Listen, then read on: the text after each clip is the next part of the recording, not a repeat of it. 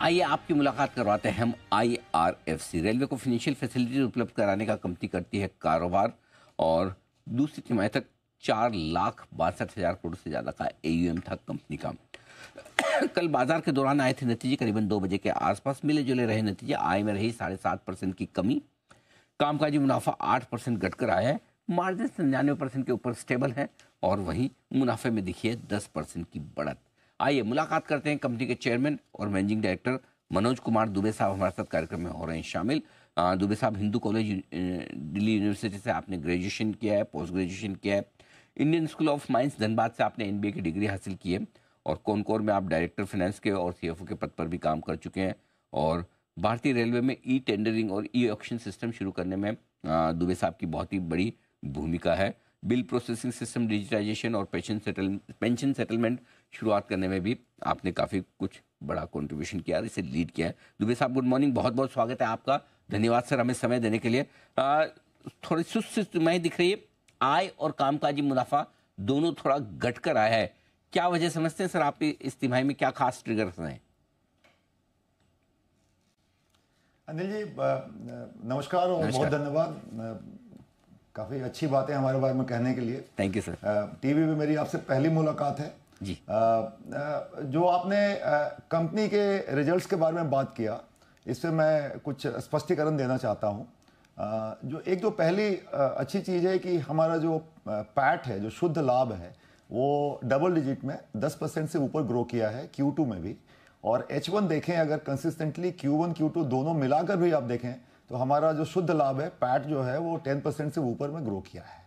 एक जो रेवेन्यू का जो इशू है, जहाँ की हमने डिप दिखाया है H1 में करीब 3% का और Q2 में करीब 6% का, उसका टेक्निकल कारण है, उससे व्यवसाय का कोई लेना देना नहीं है, वो मैं आपको क्लियर कर दूं। ये भारतीय रेल को जो हम लोन देते हैं, जो प्रोजेक्ट के लोन होते हैं, उसमें 5 वर्षों का मोरेटोरियम होता है। इस वर्ष क्योंकि कुछ प्रोजेक्ट्स अभी कंप्लीट नहीं हुए हैं, तो मोरेटोरियम 1 वर्ष के लिए हमने बढ़ा दिया है और अग्रीमेंट साइन नहीं किया है।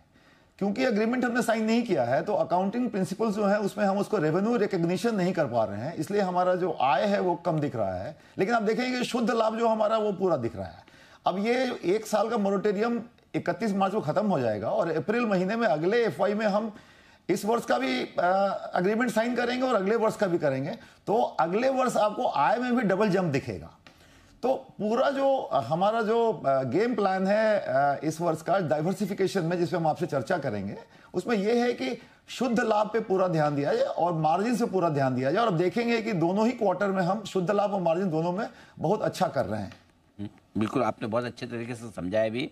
ये अकाउंटिंग की वजह से आपको थोड़ा सा रेवेन्यू और कामकाजी मुनाफा कम दिख रहा है, लेकिन मुनाफे में अच्छी बढ़त है ही, इसमें कोई डाउट नहीं है।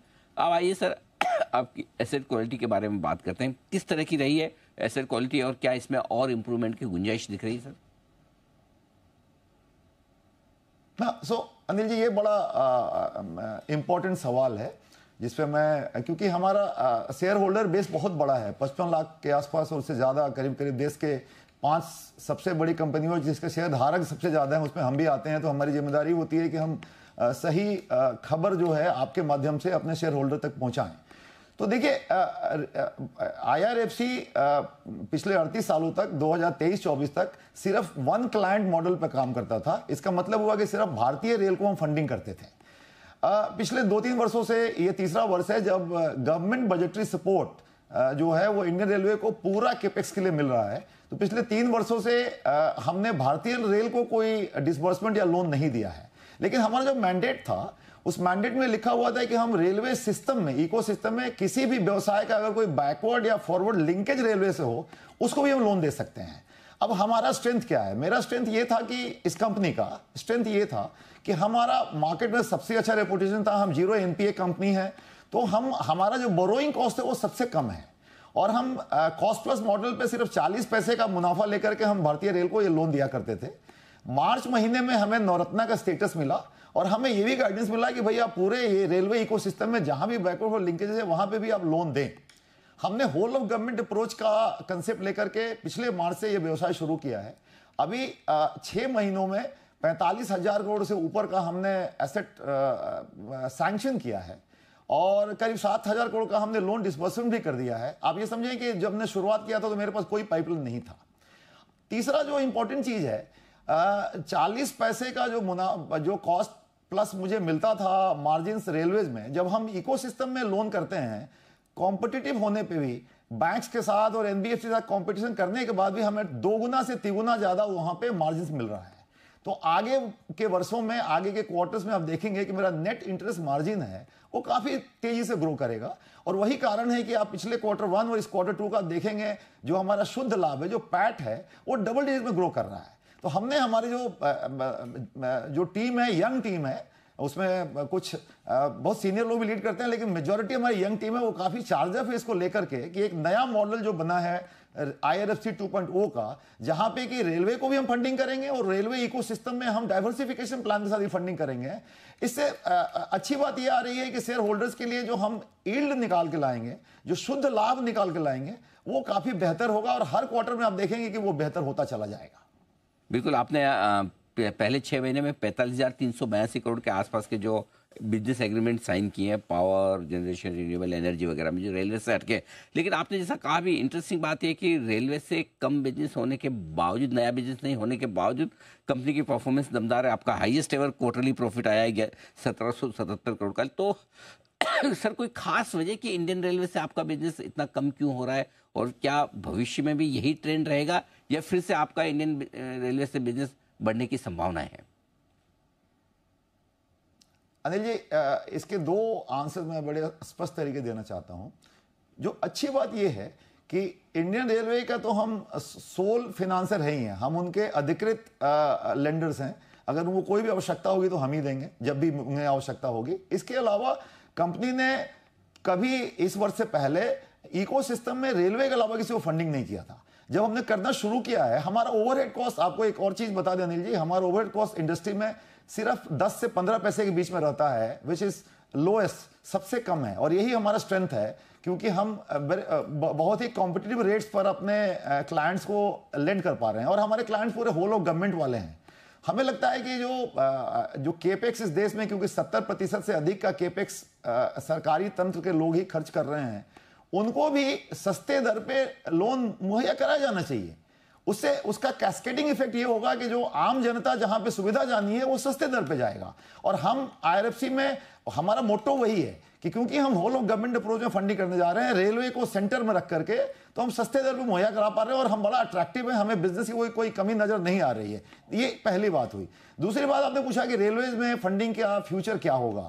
आप हमसे बेहतर जानते हैं, हर फरवरी में जब बजट आता है तो कई मंत्रालय होते हैं जो गवर्नमेंट बजटरी सपोर्ट के लिए कंपीट करते हैं। अभी भारत सरकार का फोकस पिछले 2-3 वर्षों से रेल और रोड पर, इंफ्रास्ट्रक्चर पर ज्यादा रहा है।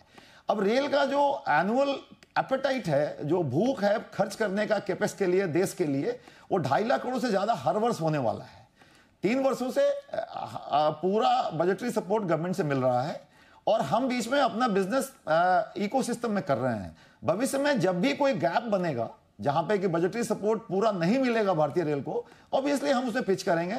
हमने अपनी जो प्लानिंग बनाई है, हम ऐसा कह रहे हैं कि जो हमारा केक बनेगा बिजनेस का, वो बनेगा रेलवे इकोसिस्टम का, और भारतीय रेल के जो भी बिजनेस आएंगे उसमें चेरी होगा। एक कारण यह है कि केक में जो मेरा मार्जिन है वो ज्यादा है, जबकि वो गवर्नमेंट को हम फंडिंग कर रहे हैं, 0 NPA का बिजनेस भी है, लेकिन मार्जिन हमें 2 गुना से 3 गुना मिल रहा है कॉम्पिटिटिव रहने के बावजूद। और जो भारतीय रेल का मुझे जो बिजनेस मिलेगा उस पर 40 पैसे का मुझे मार्जिन मिलेगा। तो पूरा केक जो बनेगा वो मुझे लगता है शेयर धारकों के लिए आने वाले वर्षों में, जो 4-5-6 वर्षों का मुझे जो दिख रहा है, हर क्वार्टर में हम देख रहे हैं कि हम बेहतरी करते जाएंगे और अच्छा पैट लेके आएंगे और पैट मेरा बढ़ता जाएगा। बिल्कुल, ये आपने अच्छा संकेत दिया। दुबे साहब, बहुत बहुत धन्यवाद आपका। आपने समय दिया और विस्तार से नतीजों पर और आगे के डायरेक्शन पर आपने हमारे दर्शकों से बातचीत की। Thank you so much sir. जल्द आपसे फिर मुलाकात होगी। आज के लिए बहुत बहुत धन्यवाद और एक बार फिर धन्यवाद अनिल जी। मैं जी बिजनेस के सभी लोगों को धन्यवाद देना चाहता हूँ, दिवाली की शुभकामनाएं देना चाहता हूँ, और आपके माध्यम से हमारे जो 55 लाख से ज्यादा शेयर धारक है उनको मैं दिवाली की शुभकामनाएं देना चाहता हूँ। बिल्कुल सर, आपको भी और आपकी पूरी टीम को दिवाली की बहुत बहुत शुभकामनाएं। बहुत बहुत शुक्रिया।